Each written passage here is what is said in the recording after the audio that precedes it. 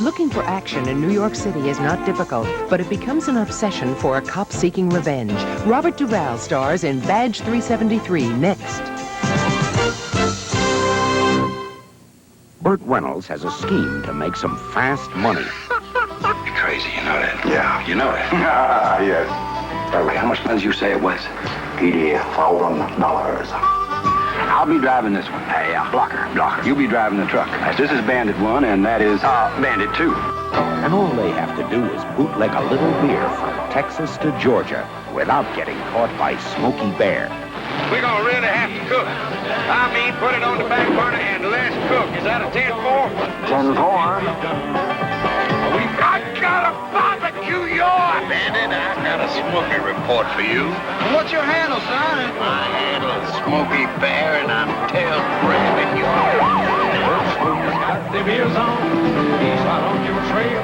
Burt Reynolds, Sally Field, Jerry Reed, and Jackie Gleason in a good old country chase across the South. Smokey and the Bandit. Tomorrow.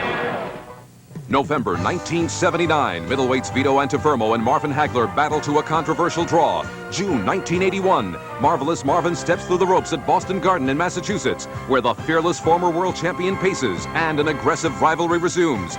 Larry Merchant and Barry Tompkins cover the scheduled 15-round championship bout from their expert vantage point. And you're ringside as Marvin Hagler defends his middleweight title against arch-rival Vito Antuofermo. Live Saturday, June 13th on HBO.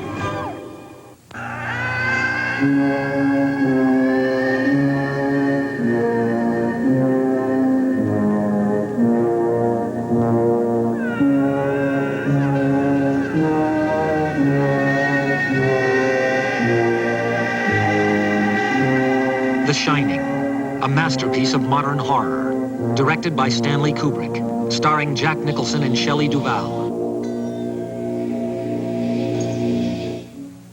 The Rhodesians are buying helicopters. Interested? The game is on. You want me to turn my back on my country? A confrontation between those who kill You look more like a priest than a terrorist. I'm a freedom fighter. and those who make a killing. Oh, it's tricky and dangerous, but you're very clever. You find a way. Game for voting. Monday on HBO.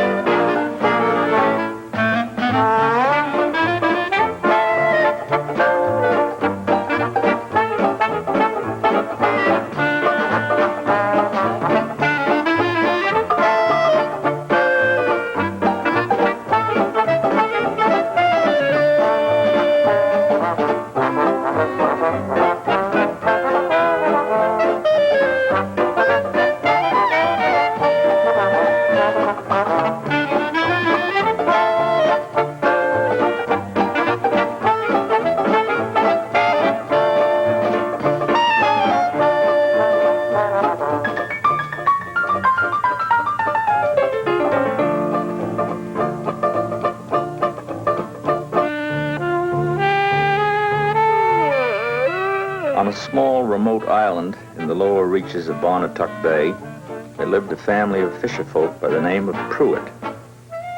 There were 7 of them, and they were the sole inhabitants of the place.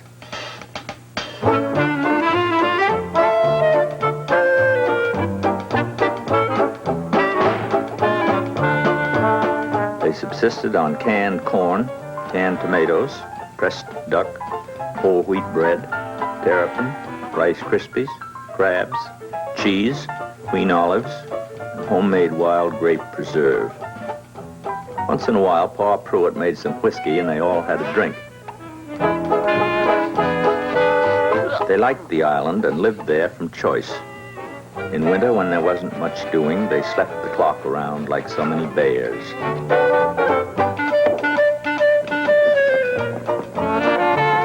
In summer, they dug clams and set off a few pinwheels and salutes on July 4th. No case of acute appendicitis had ever been known in the Pruitt household. And when a Pruitt had a pain in his side, he never even noticed whether it was the right side or the left side, but just hoped it would go away, and it did. One very severe winter, Bonatuck Bay froze over, and the Pruitt family was marooned. They couldn't get to the mainland by boat because the ice was too thick, and they couldn't walk ashore because the ice was too treacherous.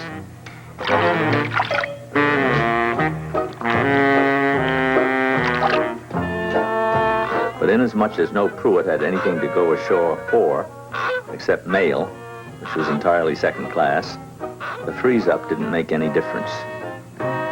They stayed indoors, kept warm, and ate well. And when there was nothing better to do, they played crokinole. The winter would have passed quietly enough had not someone on the mainland remembered that the Pruitts were out there in the frozen bay.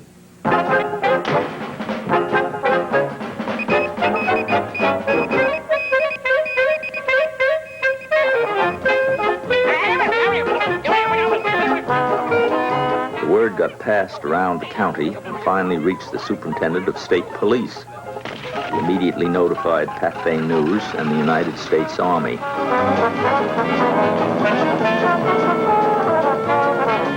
The Army got there first with 3 bombing planes from Langley Field, which flew low over the island and dropped packages of dried apricots and bouillon cubes, which the Pruitts didn't like much.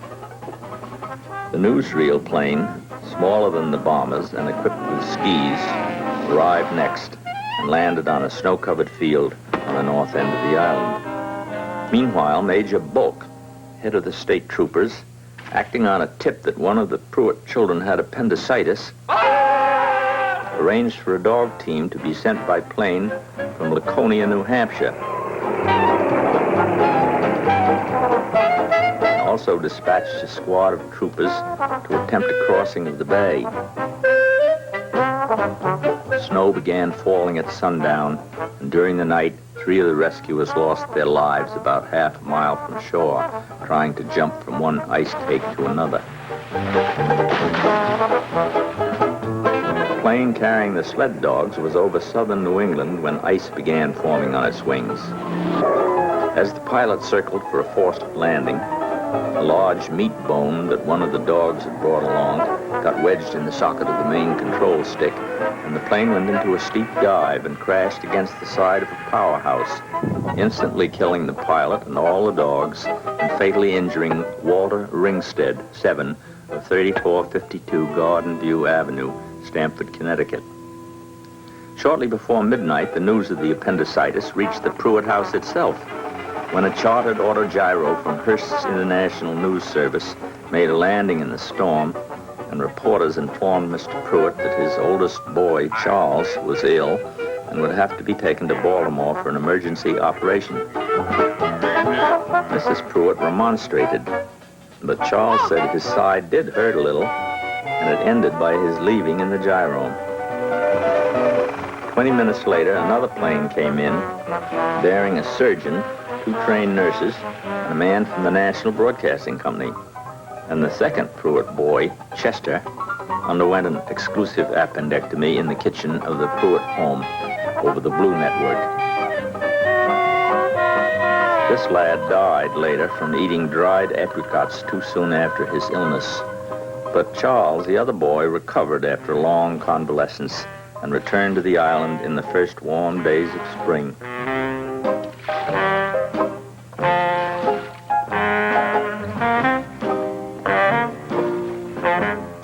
He found things much changed. The house was gone, having caught fire on the third and last night of the rescue, when a flare dropped by one of the departing planes lodged in a bucket of trash on the piazza. After the fire, Mr. Pruitt had apparently moved his family into the emergency shed that the radio announcers had thrown up, and there they had dwelt under rather difficult conditions until the night the entire family was wiped out by drinking a 10% solution of carbolic acid that the surgeon had left behind and that Pa Pruitt had mistaken for grain alcohol.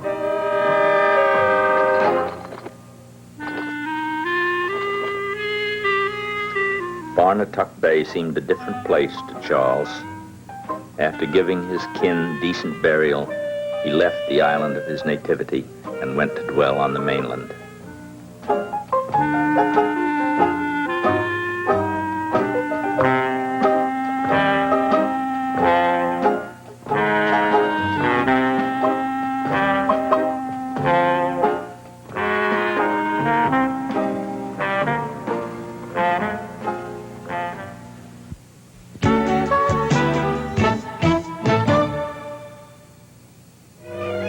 He was neither suave, sophisticated, Monsieur care for another bottle of the Chateau Latour? Yes, but no more 1966. Let's splurge. Bring us some fresh wine. nor worldly. You know, you have beautiful skin. Still, he was no ordinary man. He was a jerk. Tomorrow on HBO. Do you remember when we stayed up all night to get Pittsburgh on the crystal set? That funny-looking crystal set changed our lives, tuned us into the legendary voices that delighted us with their make-believe, and drew us together in times of trouble. The Japanese have attacked Pearl Harbor. I'm Dick Cavett. Join me for a look and a listen to the story of radio in America. Remember when? On the Air. Sunday. Hi, I'm Orson Bean. Ever wonder what on earth would happen if a meteor landed in your backyard? Or why dinosaurs died out? Or what's right about left-handers? Or what sleep looks like and how much do you need? What's the strange bond between two twins named Jim? Can animals predict earthquakes days before they happen? We'll have more questions and answers concerning everything from meteors to dinosaurs on HBO's new science program, What on Earth? Tuesday. This is HBO.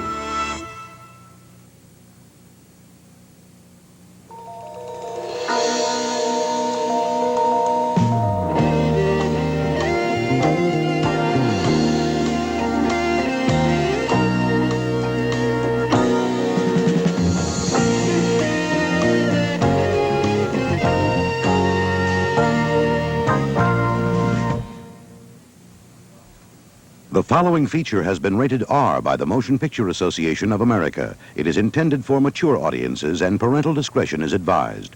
Home Box Office will show this feature only at night.